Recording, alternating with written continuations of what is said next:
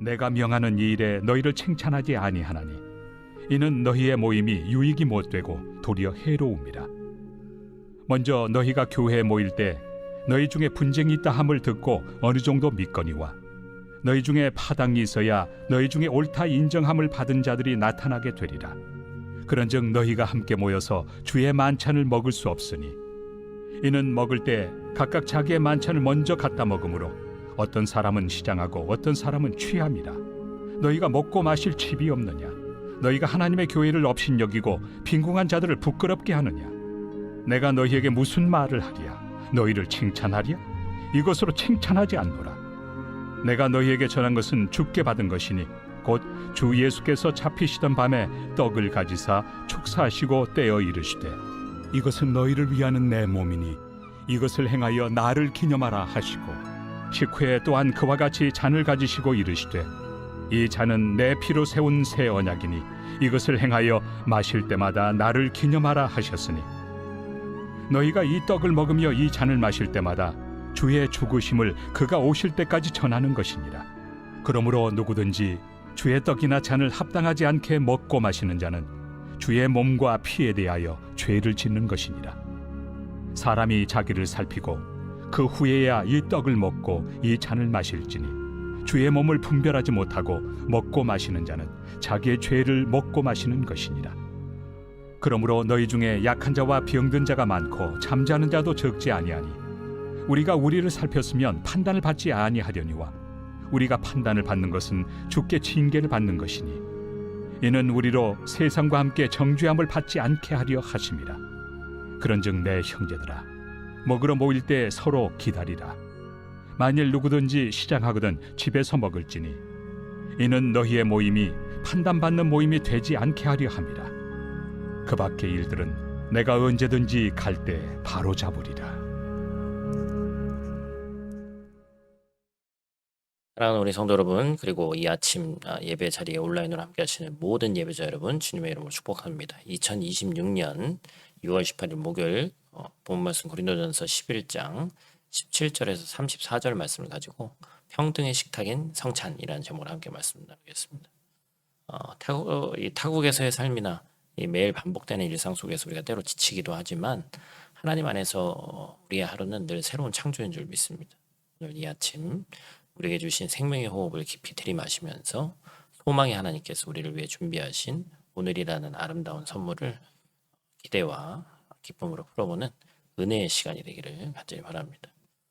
2000년 전에 어찌 보면 이 굳어진 상식과 폭력적인 질서를 완전히 뒤집어 엎는 충격적이고도 아름다운 식탁이 열리는데 바로 그것이 오늘 본문에서 함께 나눌 예수 그리스도의 거룩한 이 살과 피로 세워진 교회의 성찬이었죠. 당시 교회는 지금처럼 모든 이들이 평등한 것이 아니라 종도 있고 노예도 있고 또 주인도 있는 그러한 상태였습니다. 마치 우리나라도 이 기독교가 처음에 조선시대 들어왔을 때 그래서 그런 어떤 신분의 그런 문제가 있었던 그런 일들도 있었는데 초기 교회 안에서도 부자도 있고 가난한 자도 있고 주인도 있고 노예도 있고 이 모두가 이 한 식탁에 둘러앉아서 같은 떡을 떼고 같은 잔을 마셨단 말이에요. 이게 사실 그때 당시에 이 시대적 배경으로는 있을 수가 없는 일이죠. 그렇기 때문에 완전 파격적인 메시지가 전달되는 겁니다.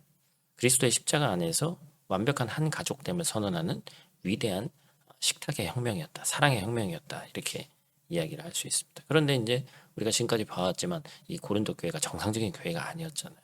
그래서 오늘 말씀을 통해서 우리가 진정으로 회복해야 될 성찬과 공동체의 모습이 무엇인지를 깊이 한번 묵상해보고 우리의 일상을 십자가의 빛 앞에 정직하게 비추어보는 이 아침 되기를 간절히 축복합니다. 오늘 본 말씀 통해서 첫 번째로 기억할 것은 형제를 향한 기다림입니다. 33절 말씀. 그러므로 내 형제들아 먹으러 모일 때 서로 기다리라.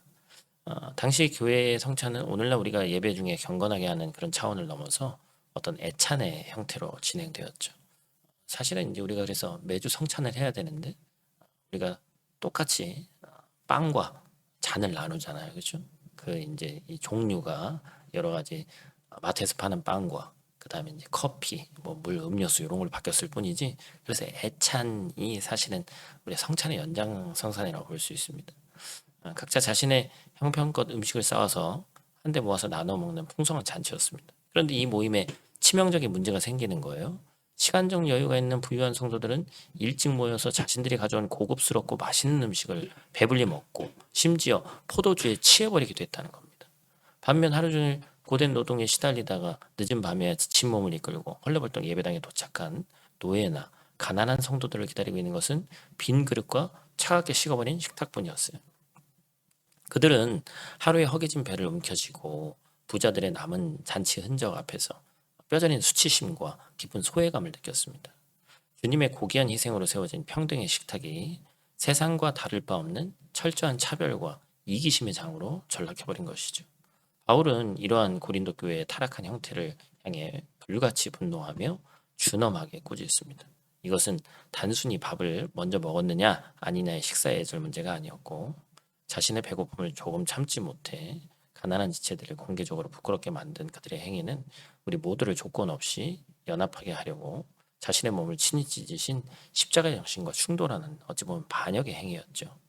나만 배부르고 나만 영적으로 은혜 받으면 그만이라는 이기주의는 그리스도의 몸된 교회를 멸시하고 짓밟는 심각한 죄악입니다. 그래서 바울은 서로 기다려라 강력하고도 단호하게 명령하는 거예요. 여기서 이 기다림이라는 단어는 결국 시간이 지나가기를 단순히 기다리는 수동적인 상태가 아닙니다. 그것은 내 형제의 처지와 아픔을 헤아리고 그가 도착할 때까지 나의 당연한 욕구와 권리를 자발적으로 내려놓는 능동적인 실천이죠. 그렇다면 우리의 삶은 어떻습니까? 십자가의 은혜로 영적인 성찬에 매일 참여하고 있는 우리는 과연 내 곁의 지체들을 서로 기다려주고 있는지, 교회 안에서 혹은 우리의 가정과 일터에서 속도가 느린 사람, 연약한 사람, 상처 입고 뒤처진 사람들을 우리는 어떤 시선으로 바라보고 있는지, 우리의 영적 성취와 나의 육신적 유익에만 취해서 내 곁에서 영적으로 정서적으로 굶주려 있는 지체들을 홀로 버려두고 있지는 않은지, 예수님께서는 죄로 인해 한참이나 뒤처져서 아무런 자격 없는 우리를 구원하시기 위해 십자가 위에서 물과 피를 쏟으시며 끝까지 기다려주셨습니다. 그 크신 주님의 기다림을 뼛속 깊이 경험한 자만이 다른 일을 위해서 기꺼이 자신의 식탁 한쪽을 비워두고 기다릴 수 있는 거예요. 우리 삶의 자리가 어떤 속도와 성취를 자랑하는 곳이 아니라 조금 늦더라도 서로의 발걸음을 맞추고 함께 울고 웃으며 걸어가는 따뜻한 은혜의 식탁이 되기를 간절히 소망합니다. 두 번째로 기억할 것은 거룩한 영안입니다. 29절 말씀, 주의 몸을 분별하지 못하고 먹고 마시는 자는 자기의 죄를 먹고 마시는 것이니라. 바울의 책망은 어떤 현상에만 머물지 않고 더욱 깊은 영적 진리의 이 심연을 향해 나아갑니다. 그는 합당하지 않게 떡을 먹고 잔을 마시는 자는 주의 몸과 피에 대하여 심각한 죄를 짓는 것이라고 엄중히 경고합니다. 여기서 합당하지 않게 먹고 마시는 것의 핵심은 형제를 업신여기고 소외시키는 교만한 마음을 그대로 품은 채 종교적인 의식에만 뻔뻔하게 참여하는 지독한 위선을 지적하는 거예요. 그리고 그 근본적인 이유를 주의 몸을 분별하지 못하는 무지함 때문이라고 명확히 진단합니다. 주의 몸을 분별한다는 것이 과연 뭘 의미하는 걸까요? 그것은 단순히 어떤 성찬식에서 내밀어지는 떡과 포도주가 예수님의 살과 피를 상징한다는 교리적인 지식을 동의하는 수준을 넘어서는 것입니다. 그것은 성경이 끊임없이 증언하는 그리스도의 몸이 진정 무엇인지 꿰뚫어보는 영적인 안목, 즉 영안이 열리는 것을 뜻하는 거예요. 성경은 교회가 곧 그리스도의 몸이고 구원받은 성도 한 사람 한 사람이 그 몸을 이루는 너무나도 소중한 지체라고 선언합니다. 즉 주의 몸을 분별한다는 것은 지금 내 옆에 앉아있는 남루하고 가난한 형제, 나와 성격이 맞지 않아서 껄끄러운 자매, 세상의 화려한 기준으로는 보잘것없어 보이는 그 한 영혼이 바로 나를 위해서 십자가에서 무참히 찢기신 예수 그리스도의 피값으로 사신 너무나도 존귀한 몸의 일부임을 깨닫는 영광스러운 신학적 통찰입니다. 그것을 깨닫지 못하는 것이 바로 무지함이고 두려운 죄예요. 내 곁에 있는 가난한 어찌 보면 형제를 소외시키고 그 마음에 깊은 상처를 주면서 홀로 거룩한 표정을 지으며 떡을 떼어 먹는 행위는 다름 아닌 예수 그리스도의 몸을 다시 갈기갈기 찢는 끔찍한 폭력이라는 거예요. 성찬은 주님이 이 땅에 다시 오실 때까지 주님의 죽으심과 십자가의 희생의 복음을 세상에 강력하게 선포하는 막중한 사명을 띠고 있습니다. 결국에 우리가 예배당을 문을 열고 나가는 바로 그 순간 우리 삶 전체가 세상 속으로 흘러가는 성찬이 되어야 된다는 것이죠. 나에게 무례하게 구는 사람들, 내 마음을 답답하게 하는 사람들, 거리를 지나가는 수많은 영혼 속에서 그리스도의 몸을 발견해내는 훈련이 우리에게 절실히 필요합니다. 사랑하는 성도 여러분, 성찬은 결코 고립된 개인의 종교적 도취나 자기 위안을 위한 이기적인 예식이 아닙니다. 그것은 죽어 마땅한 나를 살리시려 온몸을 찢어내어 주신 십자가의 은혜를 가슴 깊이 새김과 동시에 그 은혜 안에서 우리가 세상의 모든 껍데기와 신분, 배경을 초월해서 완전한 한 가족이 되었음을 만천하에 확인하는 강력한 연합의 식탁입니다.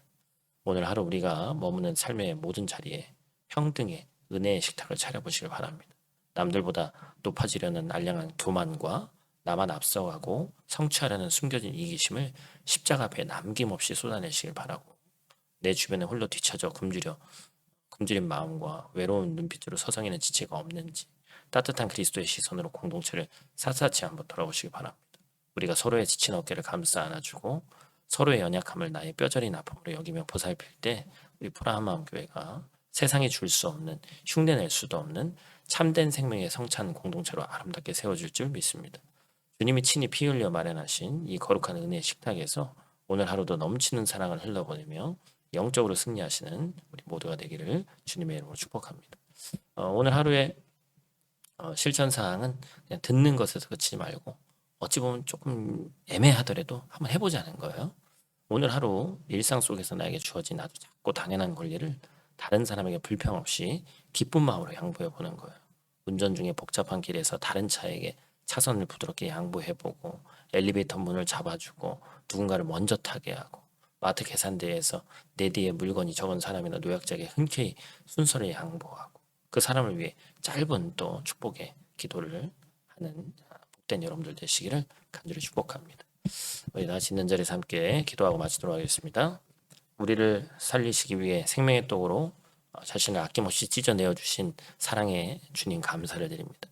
이 찬란하고도 복된 아침 우리에게 또 하루의 생명을 허락하시고 생명보다 귀한 주님의 말씀을 거울 삼아 우리의 굳어버리고 차가운 마음을 정직하게 비추어 보게 하시니 참으로 감사를 드립니다. 주님, 입술로는 매일 십자가의 은혜를 찬양하고 감격한다고 말하면서도 정작 우리의 치열한 삶의 현장에서는 나 혼자만 상처받지 않고 잘 살아보려는 이기심과 내 기준에 맞지 않는 다른 사람을 쉽게 판단하고 깎아내리는 교만함이 우리 안에 독버섯처럼 자리 잡고 있었음을 고백합니다.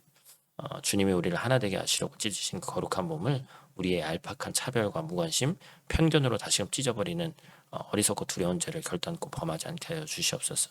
오늘 하루 이 낯선 타국 땅의 모든 삶의 현장마다 주님의 평등하고 생명력 넘치는 식탁이 매 순간 풍성하게 차려지게 해주시고, 단 한 영혼도 외롭게 소외되지 않는 진짜 사랑의 공동체, 십자가를 살아내는 공동체를 지어가는 복된 하루 될 수 있도록 주님 도와 주시옵소서. 우리 구주 예수님 귀하신 이름으로 간절히 기도드립니다. 아멘.